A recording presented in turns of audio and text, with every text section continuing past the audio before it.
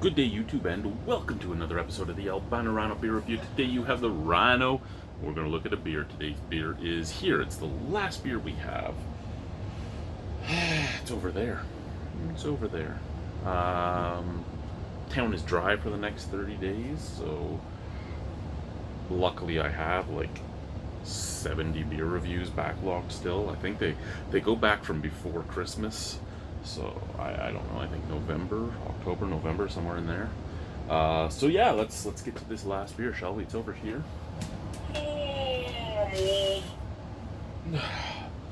Push the limits. This is from the Napanee Beer Company. This is Extremist.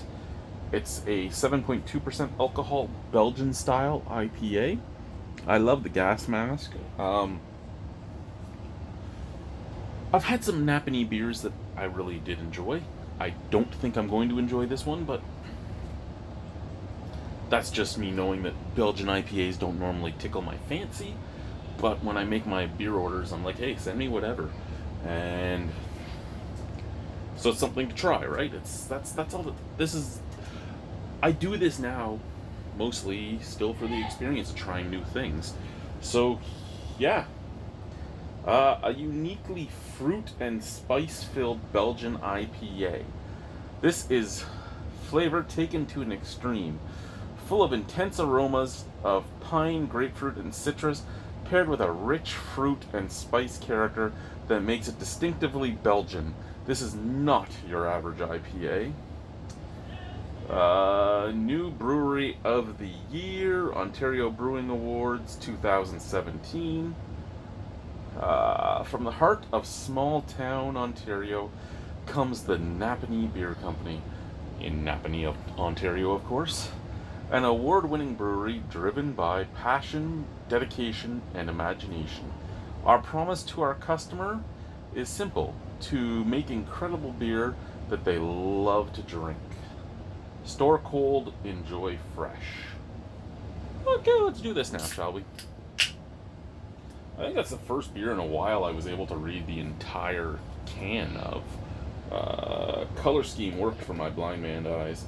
That is very heady. Kind of knew there was going to be because it had like a prepubescent splooge come out when I popped it. But the head is fading rather quickly.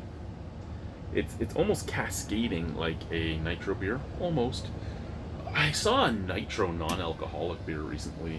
Oh, the furnace is about to start. Oh, it's the hot water tank, not the furnace. I was wrong. Why would the hot water tank start? There's nothing being used right now. It is fucking cold out though. So yeah. There we go. So, hazy, bright gold color, slightly off-white head, though on the camera it looks bright white. The bubbles it's creating are pretty fucking awesome to behold there. Scent. Let's do the can first, shall we?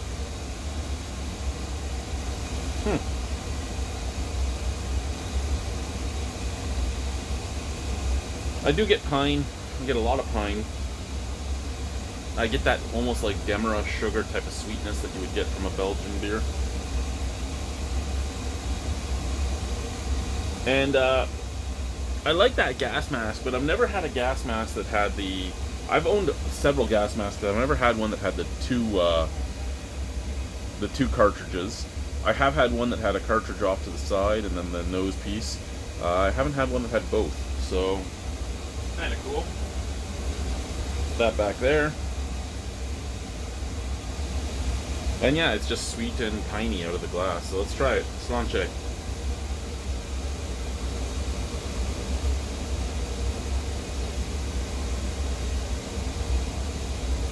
Sorry, my burners on both the hot water tank and the furnace have been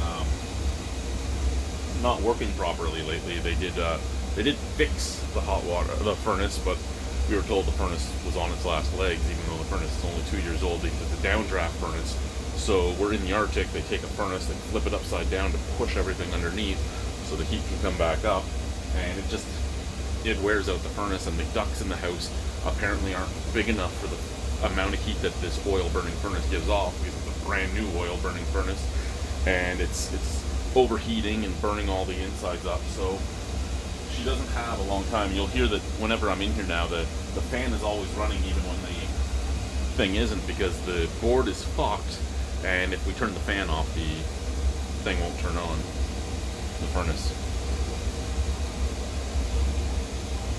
I'll be honest with you, I was expecting a flavor that I would hate.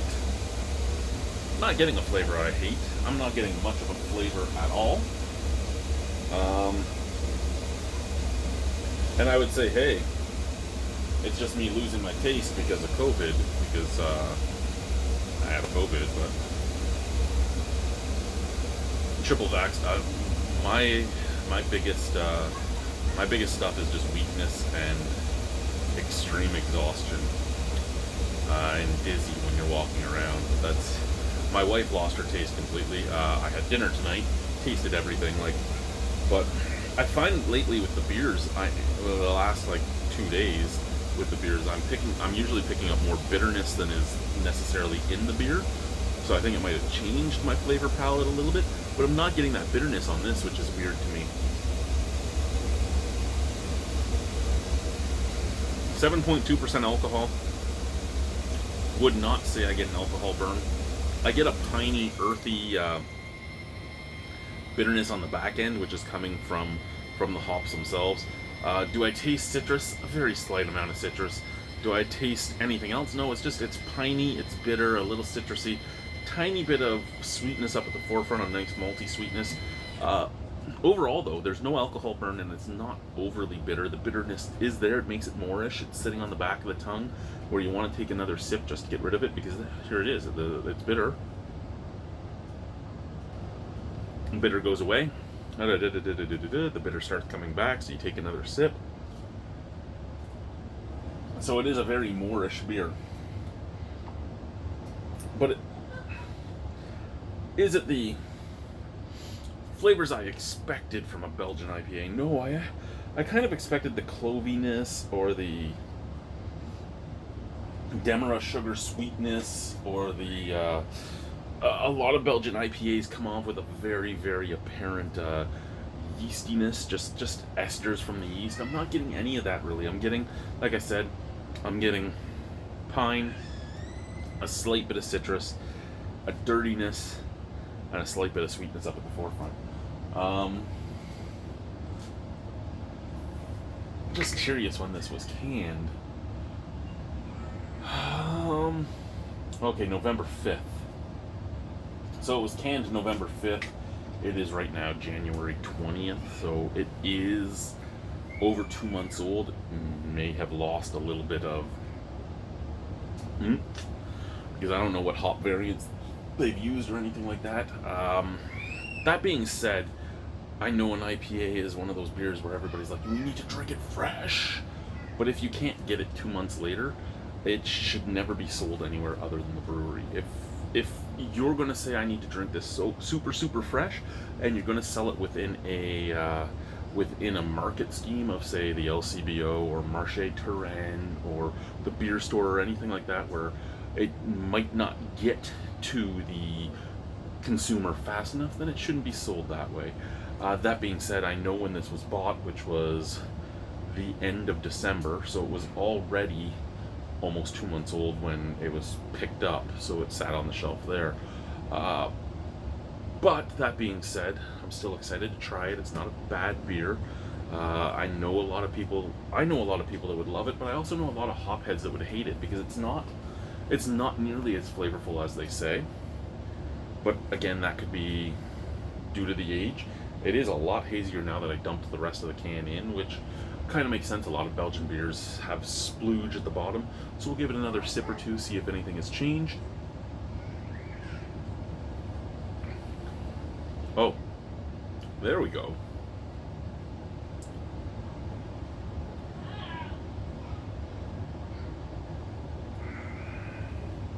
Medium bodied. The fruitiness comes out a little bit more. The pininess drops back a little bit, but still sits on the back of the tongue, giving that bitterness.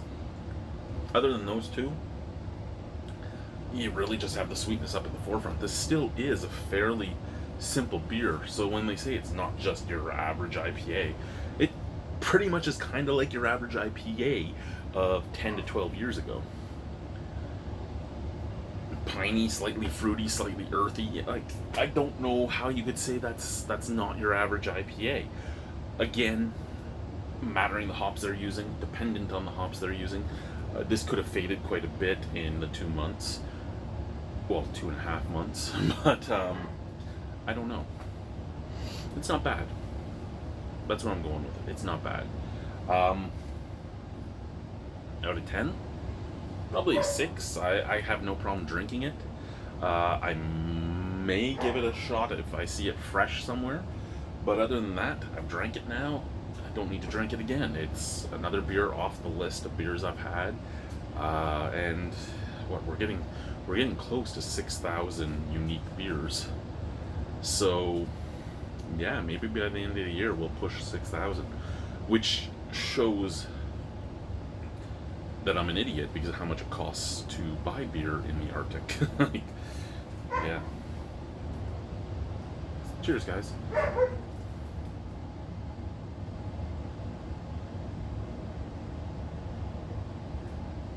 Bye.